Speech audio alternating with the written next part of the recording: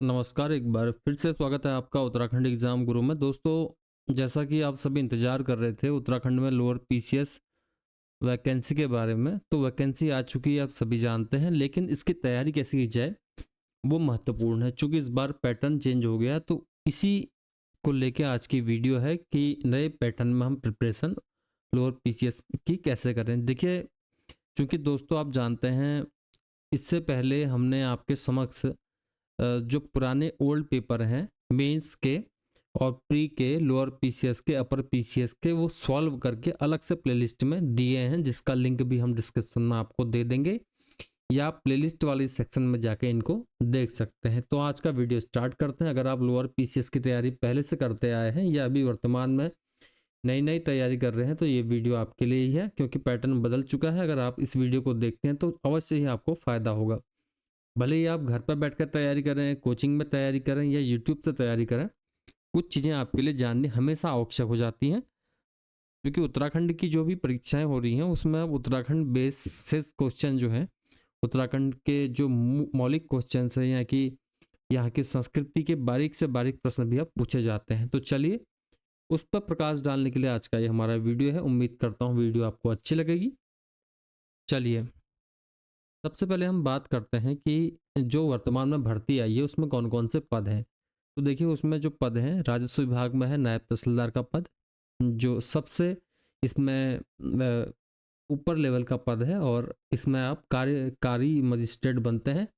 और क्योंकि नायब तहसीलदारों की उत्तराखंड में बहुत ज़्यादा कमी है, तो जो भी नायब तहसीलदार बनते हैं उनको नायब तहसीलदार बनते ही तहसीलदार का चार्ज मिल जाता है। उसके बाद डिप्टी जेलर का पद है, इसमें पूर्त निरीक्षक है, और विपणन निरीक्षक, मार्केटिंग इंस्पेक्टर है, सप्लाई इंस्पेक्टर है। देखिए, नायब तहसीलदार आप सभी जानते हैं तहसीलदार से नीचे होता है, डिप्टी जेलर जेल में होता है, पूर्त निरीक्षक जिसको या कि एफजीआई भी कहा जाता है, जो कि राशन कार्ड या खाद्य आपूर्ति मामलों से जुड़े हुए मसलों को सुलझाता है या उनकी पूर्ति को सुचारू करता है, वो पूर्त निरीक्षक कहलाता है। विपणन निरीक्षक जो है वो मार्केटिंग करता है, तो वो पद भी इसमें है। श्रम प्रवर्तन अधिकारी का पद है, आबकारी निरीक्षक का पद है, ज्येष्ठ गन्ना विकास निरीक्षक का पद है, गन्ना विकास निरीक्षक का पद है, और खंडसारी निरीक्षक का इसमें पद है। तो एक पद, ये तीन पद जो है ये आपके गन्ना विकास एवं चीनी उद्योग विभाग में है। ये रहे पद। अब देखेंगे, अगर हम तैयारी करते हैं तो हमें तैयारी को प्रारंभ करने से पहले या तैयारी को जारी रखने से पहले किन बिंदुओं को वर्तमान पैटर्न में देखना आवश्यक है वो देख लेते हैं। देखिए, ये परिशिष्ट 2 है, सिलेबस में दिया भी गया है। तो सबसे पहले आपके जो होगी प्री एग्ज़ाम होता है, सभी जानते हैं। प्री एग्ज़ाम केवल क्वालिफाइंग नेचर का होगा। उसके बाद मेंस होगा, मुख्य परीक्षा जो लिखित प्रकार की होती है। पहले 2 पेपर होते थे, अब 4 पेपर होंगे। उसके बाद इंटरव्यू होगा। तो ये परीक्षा की सामान्य योजना है। प्रारंभिक परीक्षा जो होती है उसमें सामान्य अध्ययन और सामान्य बुद्धि परीक्षण का जो पेपर होगा, ये स्क्रीनिंग टेस्ट होगा। इसमें जो भी क्वालिफाई करेंगे उन्हीं को मेंस में या मुख्य परीक्षा में बैठने दिया जाएगा। 150 अंकों की ये परीक्षा होती है और 2 घंटे समय निर्धारित है। प्रश्न 150 होते हैं, यानी कि करीबन आपके एक प्रश्न जो होगा 1 अंक का होगा, और 1/4 अंक जो है वो माइनस मार्किंग की जाती है, यानी कि 0.25 मार्क्स आपके हर गलत उत्तर के लिए काटे जाते हैं। और जो उत्तर आप नहीं देते हैं तो उसके अंक ना जोड़े जाते हैं ना काटे जाते हैं, यानी कि वो आपका छोड़ा क्वेश्चन माना जाएगा। यानी कि अगर आपने कोई भी गोला नहीं भरा है ओमर सीट में, तो उस प्रश्न की काउंटिंग ना धनात्मक में की जाएगी ना ऋणात्मक में की जाएगी, और सही उत्तर के लिए +1 और गलत उत्तर के लिए -2.25। तो चलिए, ये तो बेसिक प्रश्न है। अब इसके बाद देख लेते हैं जो मुख्य परीक्षा है। मुख्य परीक्षा में पहले से केवल 2 पेपर होते थे, अब देखिए 4 पेपर हैं। हिंदी के पेपर को 2 पार्ट कर दिया गया है। भाषा सामान्य हिंदी में अधिकतम 100 अंकों का एक पेपर 2 घंटे का, 6 प्रश्न होंगे, और निबंध जो होगा वो 2 घंटों का, और 2 निबंध आपको लिखने होंगे। इसके अलावा सामान्य अध्ययन प्रथम और द्वितीय के 2 पेपर हैं, 2-2 अंकों के दोनों हैं, 3-3 घंटे दोनों के निर्धारित हैं, और 20-20 प्रश्न दोनों में आएंगे, और 600 जो हैं कुल अंक हैं। और सामान्य हिंदी के प्रश्न पत्र में न्यूनतम आपको 35% लाना अनिवार्य है, और इतने अंक लाएंगे तभी आपकी जो है आगे की कॉपियाँ जो है चेक की जाती हैं। और व्यक्तित्व परीक्षण जो है 75 अंकों का होगा। ये रही मेंस की बात। मेंस में इस बार तैयारी का लेवल थोड़ा दूसरा होगा। हालांकि जो पहले से तैयारी कर रहे हैं उनके लिए ज़्यादा परेशानी नहीं आएगी। अगर आप हमारे साथ जुड़े रहते हैं तो इससे भी पार पाने में हम आपकी मदद करेंगे। तो चलिए, अब फिलहाल अगर देखें तो हम प्री की तैयारी पे हमें अपना फोकस करना पड़ेगा, क्योंकि जो सामान्य अध्ययन के कुछ प्रश्न होते हैं वो प्री की तैयारी के साथ साथ आपके इसमें होते रहते हैं। और साथ में निबंध की अच्छी प्रैक्टिस करना भी अनिवार्य है, और हिंदी में भी, क्योंकि 200 अंकों की ये के 2 पेपर हैं। यह आपको अपने मेरिट को ऊपर ले जाने में काफ़ी मदद करने वाले हैं। चलिए, इस बार व्यक्तित्व परीक्षण यानी कि साक्षात्कार 75 अंकों का रखा गया है लोअर पीसीएस में। अब देखें, पहला जो हमारे पास जो पहली बाधा है लोअर पीसीएस के समक्ष, वो है आपकी प्री परीक्षा। सबसे बड़ी गलती जो क्या करते हैं छात्र, इसको हल्के में ले लेते हैं, क्योंकि हल्के में नहीं ले रहे हैं।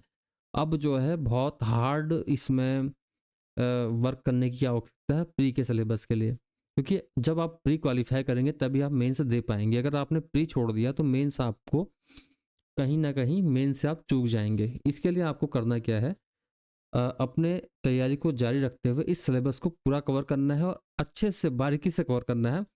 देखिए, जैसे कि ये सिलेबस है 150 अंकों का है, प्री का 2 घंटे का पेपर है और 150 प्रश्न है, तो काफ़ी लेंथी पेपर है ये।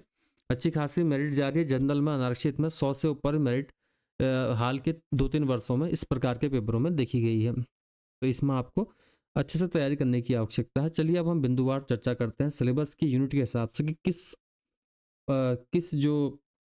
किस पार्ट में आपको किस प्रकार से पढ़ना है। देखिए, इसमें सामान्य अध्ययन में सबसे पहला पार्ट जो आता है, सामान्य विज्ञान और कंप्यूटर से संबंधित आधारभूत प्रश्न। सामान्य विज्ञान एवं कंप्यूटर संचालन की आधारभूत जानकारी संबंधित प्रश्न विज्ञान एवं कंप्यूटर की सामान्य समझ एवं दैनिक जीवन में इसके अनुप्रयोग, प्रेक्षण एवं अनुभव पर आधारित होंगे, जो कि ऐसे शिक्षित व्यक्ति से अपेक्षित हैं जिसका विज्ञान या कंप्यूटर में किसी भी शाखा में विशेष अध्ययन ना हो। तो देखिए, इसमें जो क्वेश्चन विज्ञान के पूछे जाते हैं, पहले से जो प्रश्न पूछे जाते थे व्यवहारिक विज्ञान के प्रश्न पूछे जाते हैं, लेकिन पिछले कुछ वर्षों से देखा जा रहा है, चाहे पीसीएस हो या फिर अन्य एग्जाम हो, उसमें कुछ ऐसे टिपिकल क्वेश्चन भी डाले जाते हैं जो सामान्य अध्ययन के विज्ञान से ऊपर के हों। हालांकि अगर आप बेसिकली इसमें आप घटना चक्र या ल्यूसेंट को अच्छे से पढ़ते हैं तो अधिक से अधिक चीज़ें आपकी 90% कवर हो जाती हैं, और 5% 10% चीज़ें आपकी ऐसी आएंगी जो आपकी कुछ ज़्यादा ही टिपिकल या करंट अफेयर से जुड़े हुए विज्ञान के प्रश्न या कंप्यूटर से प्रश्न जुड़े हुए प्रश्न पूछे जाते हैं। बाकी कंप्यूटर के लिए ल्यूसेंट ले सकते हैं, या कोई अच्छी बुक जो आपने बार बार पढ़ी हो उसको पढ़ सकते हैं। इसमें कंप्यूटर की जनरेशंस या फिर parts of computer, peripheral devices, input output units, या फिर करंट में जो आपके एआई से संबंधित बातें चलती हैं उनको भी लिया जा सकता है इस सेक्शन में। उसके बाद भारत का इतिहास और भारतीय राष्ट्रीय आंदोलन है।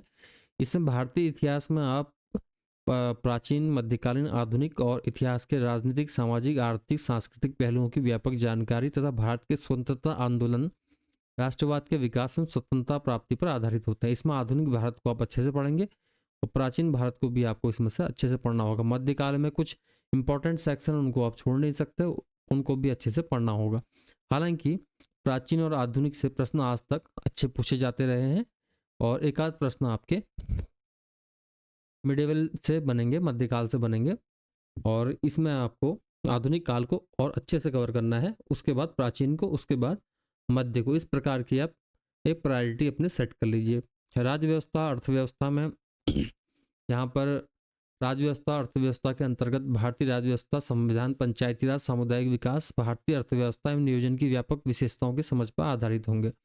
इस सेक्शन में आप संविधान के मुख्य आर्टिकल्स को नहीं छोड़ेंगे, और उसके अलावा राज्य व्यवस्था पढ़ेंगे, पॉलिटी, पंचायती राज इसमें सबसे इंपॉर्टेंट टॉपिक है, पंचायती राज और सामुदायिक विकास, ये इससे अच्छे खासे प्रश्न एक ना एक प्रश्न पॉलिटी में बनता है। भारतीय अर्थव्यवस्था, नियोजन की व्यापक जानकारी, इसमें प्लानिंग कमीशन के बारे में विस्तार से पढ़ेंगे, उद्योग धंधे जो है वो पढ़ेंगे, अर्थव्यवस्था में प्राइमरी, सेकेंडरी, टर्सरी लेवल पर जो ग्रोथ हो रही है वो पढ़ेंगे, और इसके लिए आप जो है आर्थिक समीक्षा भी अच्छे से पढ़ेंगे, और बजटिंग। इसके अलावा भारत का भूगोल जो है उसमें भारत के भौगोलिक, पारिस्थितिक और सामाजिक आर्थिक जनाने की जो प्रश्न है उनको अच्छे से पढ़ेंगे। समसमय की घटनाएं, करंट अफेयर है, इसमें उत्तराखंड के जो स्पेशल उत्तराखंड में होने वाली घटनाएं, जैसे इस बार 38वें राष्ट्रीय खेल उद्घाटन उत्तराखंड में हो गया है। उस प्रकार के प्रश्न या कोई भी प्रश्न, जैसे उत्तराखंड में कोई व्यक्ति राष्ट्रीय खेलों में चुना जाता है, ऐसे प्रश्न इसमें पूछे जाते हैं। इसके अलावा उत्तराखंड का इतिहास जो है, उत्तराखंड के इतिहास को अच्छे से डीपली आप डीप स्टडी करनी है यहाँ पर आपको। इसमें आपको इसलिए करनी है, देखिए इसमें नंबर भी जो मार्क्स आते हैं, अच्छे मार्क्स आने की संभावना भी रहती है। साथ में इससे अभी इस सेक्शन से प्रश्न अब अच्छे पूछे जाने लगे हैं। देखिए प्राचीन काल 1200 ईस्वी तक आरंभ और मध्यकाल 1200 से 1815 ईस्वी तथा प्रभावशाली राजवंश हैं। कत्यूर राजवंश है, चंद राजवंश है, उनकी उपलब्धियां, या फिर पवार है, गोरखा आक्रमण है, शासन ब्रिटिश शासन है, टिहरी रियासत है। ब्रिटिश शासन में जो कमिश्नर्स हैं उनके बारे में प्रश्न अक्सर पूछे जाते हैं, तो बारीक अध्ययन होना चाहिए। टिहरी रियासत जो है कि जब अंग्रेजों ने दोबारा सत्ता सौंपी पवार वंश को, टिहरी रियासत वहाँ से बनी। तो टिहरी रियासत में जितने राजा हुए उनके किए गए कार्य, उनकी शासन व्यवस्था, स्वतंत्रता आंदोलन में उत्तराखंड की भूमिका और इससे संबंधित विभूतियाँ, प्रमुख ऐतिहासिक स्थल एवं स्मारक, उत्तराखंड राज्य निर्माण आंदोलन, उत्तराखंड के लोगों का राष्ट्रीय एवं अंतर्राष्ट्रीय क्षेत्रों में विशेष रूप से सशस्त्र बलों में योगदान, विभिन्न समाज सुधार के जो आंदोलन हुए हैं वो आपको पढ़ने आवश्यक है। इसके अलावा अनुसूचित जाति जनजाति, बच्चों, दलितों, महिलाओं हेतु उत्तराखंड शासन में जो कल्याणकारी योजनाएं हैं उनको पढ़ना आवश्यक है। और इसके अलावा उत्तराखंड की संस्कृति है, जातियां, जनजातियां, धर्म एवं लोक विश्वास, साहित्य, लोक साहित्य, परंपराएं, रीति रिवाज, वेशभूषा, आभूषण, मेले, त्योहार, खान पान, कला, शिल्प, नृत्य, गान, वाद्य यंत्र, प्रमुख पर्यटन स्थल, महत्वपूर्ण खेल प्रतियोगिताएं, उत्तराखंड के प्रसिद्ध लेखक एवं कवि, उनका हिंदी साहित्य एवं लोक साहित्य में योगदान, उत्तराखंड शासन द्वारा संस्कृति के विकास के लिए उठाए जा रहे कदम। तो करंट अफेयर सबसे अच्छा हथियार है इन चीज़ों को पढ़ने का। देखिए कुछ चीज़ें हैं जो उठाए गए कदम यहाँ पर कहा गया है इसको पढ़ने के लिए। बाकी जाति जनजाति के लिए आप परीक्षा वाणी पढ़ें, चाहे फिर BS नेगी पढ़ें, या फिर आप जोशी जी की कुछ बुक पढ़ें, लेकिन इसमें आपको ज़्यादा जो है डेटा पढ़ना है। तो इसके लिए आप चाहे परीक्षा वाणी पढ़ें, BS नेगी पढ़ें, या जो भी सूटेबल बुक आप पढ़ रहे हैं जिससे उससे पढ़ सकते हैं। तो बाकी वेशभूषा, मेले, त्योहार, खान पान कुछ बदलता नहीं, लेकिन जो चीज़ें करंट में आ रही हैं उससे रिलेटेड क्वेश्चंस जो है अक्सर आप पूछे जा रहे हैं बदले हुए पैटर्न में। उत्तराखंड का भूगोल पढ़ेंगे, हर जिले की सीमा को देखेंगे, किस जिले से लगती है वो देखेंगे। साथ में भौगोलिक स्थिति, कौन सी नदी किस जिले से होके बहती है, इन चीज़ों को अच्छे से देखेंगे। वनों के क्षेत्रफल के बारे में देखेंगे, दूरस्थ क्षेत्रों की समस्याएं हैं वो देखेंगे।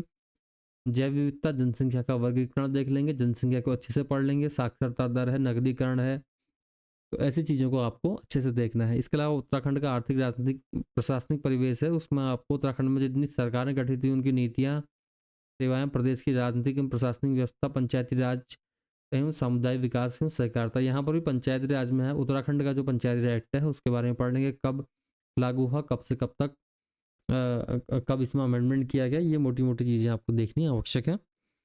और इसके अलावा प्रशासनिक व व्यवस्था की ऐतिहासिक पृष्ठभूमि जो है वो देखेंगे, गोरखों के टाइम पे कैसी प्रशासनिक व्यवस्था थी और ब्रिटिश काल में कैसी रही। और भूमि संबंधित व्यवस्थाएं जो वो देखेंगे, जिला भूमि प्रबंधन देखेंगे, थोकदारी, वन पंचायत, सिविल एवं स्वयं वन, केसरे हिंद, बेनाब भूमि, नजुल, नायाबाद बंदोबस्त। आधुनिक काल में उत्तर प्रदेश में कुमाऊं उत्तराखंड की जमींदारी विनाश से भूमि व्यवस्था अधिनियम लागू होने के बाद भूमि सुधार, लैंड टेन्योर में परिवर्तन, लगान वसूली व्यवस्था, राजस्व पुलिस व्यवस्था, इसको आप देख लेंगे। पटवारी जो पुलिस व्यवस्था है कब से कब तक लागू, किसने किया था, ये कमिश्नरेट वाले सेक्शन में भी आपको पढ़ने को मिलेगा। आर्थिक परिवेश में सीमांत जनपदों से जो व्यापार होता था 1962 के बाद वो बंद हुआ। भूटिया व्यापार जो होता था, भूटांतिक व्यापार, उसके बारे में पढ़ेंगे। और वर्तमान में कृषि जोतों की स्थिति जो है उसके बारे में, चकबंदी के बारे में, बेगा डडवार प्रथा पढ़ेंगे। इसके अलावा आर्थिक और प्राकृतिक संसाधन जो है वो देखेंगे। अब एक चीज़ मैं आपको बता दूं, सिलेबस से हट के भी कुछ ऐसी चीज़ें आ सकती हैं जो सिलेबस से मिलती जुलती हैं। हालांकि कभी भी उत्तराखंड लोक सेवा आयोग जो है सिलेबस से भटका हुआ प्रश्न नहीं देता है। कुछ प्रश्न मिले जुले आ सकते हैं जो किताबों से हटके हों, तो ये चीज़ें आपको ध्यान रखने योग्य है। हालांकि 100 नंबर GS सेक्शन के हैं, उसमें अगर आप 70 ले आते हैं तो आप वहाँ अगर 40 ले आते हैं तो आपकी नैया वैसे ही पार लग जानी है। तो इसके लिए आपको ज़्यादा सोचने की आवश्यकता नहीं है। आर्थिक और प्राकृतिक संसाधन, मानव संसाधन, प्रदेश की शिक्षा व्यवस्था एवं प्रमुख शिक्षण संस्थान है, वन, जल, जड़ी बूटी, कृषि, पशुधन, जल विद्युत, खनिज, पर्यटन, उद्योग, लघु एवं ग्रामीण संसाधनों की स्थिति देखेंगे। उत्तराखंड में गरीबी और बेरोजगारी उन्मूलन, आर्थिक विकास में चलाई जा रही योजनाएं, आर्थिक क्रियाएं, इनका राज्य जीडीपी में योगदान। इसके अलावा विकास की प्राथमिकताएं व नियोजन की नवीन रणनीति तथा समस्याएं, उत्तराखंड में विपणन की सुविधाएं, कृषि मंडियां, उत्तराखंड के बजट की विशेषताएं। उत्तराखंड के बजट के साथ साथ आर्थिक समीक्षा भी आप पढ़ेंगे। उत्तराखंड के बजट का आकार देखेंगे, ऋण है, प्राप्तियां हैं, या फिर जो भी चीज़ें उत्तराखंड के बजट में है, या फिर जेंडर बजटिंग है, उसको आप अच्छे से देखेंगे। बाकी रही बात 50 नंबर जो है सामान्य बुद्धि परीक्षण के हैं, जिसमें जो अभ्यर्थी हैं सबसे बड़ी गलती क्या करते हैं कि इसको सब कम प्रायोरिटी देते हैं। देखिए दोस्तों, इसमें क्या है कि 50 नंबर का ये सेक्शन है और देखिए करीबन जीएस का आधा पोर्शन है। अगर इसमें आप सही प्रश्न कर लेते हैं तो कम से कम 45 अगर आप नंबर यहाँ ले आते हैं, वहाँ अगर आप 65 नंबर ले आते हैं जीएस वाले सेक्शन में, तो यहाँ आप मेंस के लिए पार हो जाते हैं। तो बुद्धिमत्ता परीक्षण को आपको कम समझना नहीं है कि हम 1 हफ्ते की या 2 महीने की प्रैक्टिस कर लेंगे। साथ साथ आप इसकी प्रैक्टिस को भी करते रहिए। इसके लिए आप किसी अच्छे यूट्यूब चैनल जीएस को या एसएससी सीजीएल जो करवाते हैं, जिसकी प्रैक्टिस करवाते हैं, उससे ले सकते हैं, किसी अच्छी बुक से ले सकते हैं, या आप पहले से जिस तरीके से आप तैयारी करते आए हैं उस तरीके से कर सकते हैं। तो ये जो है पैटर्न है। तो 150 में से आप कम से कम ये मानिए आपको कम से कम 110 से 115 नंबर सिक्योर करना है, तब जाके कहीं आप कन्फर्मली जो है मेंस की तैयारी अपने प्री के देने के बाद कर सकते हैं। तो ये हमारा उद्देश्य इसको बनाने का है, क्योंकि प्री कैसे क्वालिफाई करना है, उसके बाद मेंस में हम फिर घुस जाएंगे। क्योंकि अगर पहले ही हम मेंस की ओर दौड़ जाएं तो प्री में आपका ध्यान नहीं जाएगा। प्री में ध्यान देना बहुत आवश्यक है, प्री को हल्के में कभी भी नहीं लेना है। तो प्री में जो 150 अंक हैं, इसमें आप 115 नंबर का टारगेट लीजिए, तब जाके कहीं आप सिक्योर करते हैं। 120 नंबर का लीजिए, तब जाके कहीं आप नीचे आएंगे, क्योंकि थोड़ा बहुत ऊपर सोचना पड़ता है। कट ऑफ प्री की कब कहाँ पहुँच जाए कुछ नहीं कह सकते, क्योंकि बोनस मार्किंग उत्तराखंड में अक्सर होते आई है, ये आप भी जानते हैं, मैं भी जानता हूँ। तो बोनस मार्किंग में ये होता है कि 100 से 110 से ऊपर, 105 से ऊपर कट ऑफ जो है अनारक्षित में चली जाती है, जिससे बड़ी मुश्किल यहाँ पर अभ्यर्थियों के लिए आ जाती है। आपका मेंस तैयार होता है लेकिन आपका प्री नहीं निकल पाता। कई बार मैंने ऐसे अभ्यर्थी देखे हैं जो मेंस तो अच्छा लिख लेते हैं लेकिन प्री में पिछड़ जाते हैं। तो इसके लिए आपको जो रीजनिंग वाला पोर्शन है उसको अभी से पकड़ के रखना है। इसके लिए आप अग्रवाल की बुक ले सकते हैं, या फिर किसी अच्छे यूट्यूब चैनल से, या फिर किसी अच्छे गाइड से, किसी अच्छे मेंटर से, या किसी अच्छे ट्यूटर, या किसी अच्छी कोचिंग संस्थान से सहायता ले सकते हैं। बाकी जो बुक्स हैं, बुक्स में आपको ज़्यादा चूजी होने की, या ज़्यादा बहुत दूर जाने की, या ऐसा सोचने की कि मैं बहुत सारी बुक्स पढूं और अलग अलग सिलेबस और जगह से एक ही चीज़ को बार बार पढूं, तो वो आप स्किप कीजिए। क्योंकि एक ही चीज़ को आप एक ही बुक से पढ़ें, कुछ लिमिटेड बुक से पढ़ें। एक बुक ना, 2 या 3 या बुक से पढ़ लें एक ही चीज़ को। 2 बुक्स काफ़ी हैं, और कुछ चीज़ें छूट रही हैं, बीच बीच में से उठा के देख सकते हैं। तो एक ही कंटेंट को बहुत सी बुक से पढ़ने में आपको एकदम से एग्जाम में रिवीजन में ही परेशानी होती है। क्योंकि जब 1 महीना एग्जाम का बचा होगा तो उस टाइम पर आपको एक ही चीज़ को, या तो आप नोट्स बना लीजिए, टाइम है, आपके अपने बने नोट्स हैं उनको पढ़िए। क्योंकि एक ही चीज़ को बार बार रिपीट करेंगे तो फैक्ट याद आते हैं, क्योंकि यहाँ पर आपको फैक्ट्स की आवश्यकता होती है। तो इस वीडियो को बनाने का उद्देश्य यही है कि इसमें किस प्रकार से आपको करना है प्रारंभिक परीक्षा के लिए, उसके बाद कैसे मेंस के लिए करना है, ये बताने का उद्देश्य था। बाकी आपकी कोई भी क्वेरी हो तो आप कमेंट कीजिए, क्योंकि ज़्यादा विस्तार से वीडियो बनाने में वीडियो काफ़ी लंबी हो जाएगी और अभ्यर्थी शायद इससे बोर भी हो जाए। तो फिलहाल इस वीडियो में इतना ही। आपकी तैयारी कैसी चल रही है इस पर एक कमेंट आप अवश्य करेंगे। फिलहाल इस वीडियो में इतना ही। बहुत बहुत धन्यवाद। नमस्कार।